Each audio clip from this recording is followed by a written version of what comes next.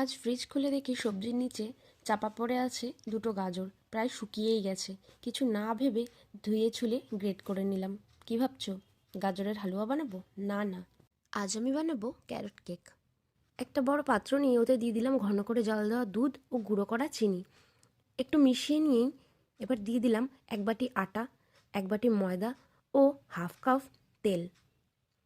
মিশিয়ে নিলাম ভালো করে। মিশিয়ে নিয়ে দিলাম গ্রেট করা গাজর। এবার দিলাম সামান্য দুধ, কারণ একটু ঘন হয়ে গিয়েছিল।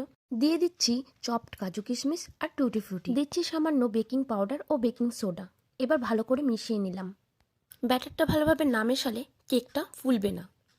কয়েক ফোঁটা ভ্যানিলা এসেন্স দিয়ে দিচ্ছি। আপনারা চাইলে এলাচের গুঁড়োও দিতে পারেন। আমার কাছে কেক মোল্ড নেই, তাই একটা অ্যালুমিনিয়ামের বাটিতে মেল্ট করা বাটার ভালো করে গ্রিস করে নিলাম। একটা সাদা কাগজ নিচে পেতে দিলাম। এবার তার উপর দিয়েও বাটার গ্রিস করে দিলাম। এখন আমরা ব্যাটারটা বাটিতে ঢেলে দিচ্ছি। ভালো করে ঝাঁকি বসিয়ে নিয়ে দিয়ে দিচ্ছি টুটি ফ্রুটি আর কাজু দিয়ে একটু গার্নিশ করে নিচ্ছি। দিচ্ছি সামান্য কিশমিশ, যাতে দেখতে সুন্দর লাগে। কেকের ওপর সবাই চেরি দেয়, কিন্তু আমি দিয়েছি একটা ফ্লাওয়ার ডিজাইন গাজরের টুকরো। গ্যাস জ্বালিয়ে একটা পুরনো কড়াই বসিয়ে ওতে নুন দিয়ে স্ট্যান্ড বসিয়ে 10 মিনিট প্রিহিট করে নিলাম। বসিয়ে দিলাম কেকের বাটিটা, একটা গামলা দিয়ে ঢাকা দিয়ে দিলাম। লো টু মিডিয়াম ফ্লেমে 1 ঘন্টা রেখে ঢাকনাটা খুললাম। দেখুন কত সুন্দর লাগছে কেকটা। আপনারা কি জানেন, আমি এই প্রথমবার কেক বানালাম। ভাবিনি এত সুন্দর কেক আমিও বানাতে পারবো। যা, মিডিলের ওই ক্যারেট ফ্লাওয়ারটা ভেতরে কোথায় যেন ঢুকে হারিয়েই গেছে।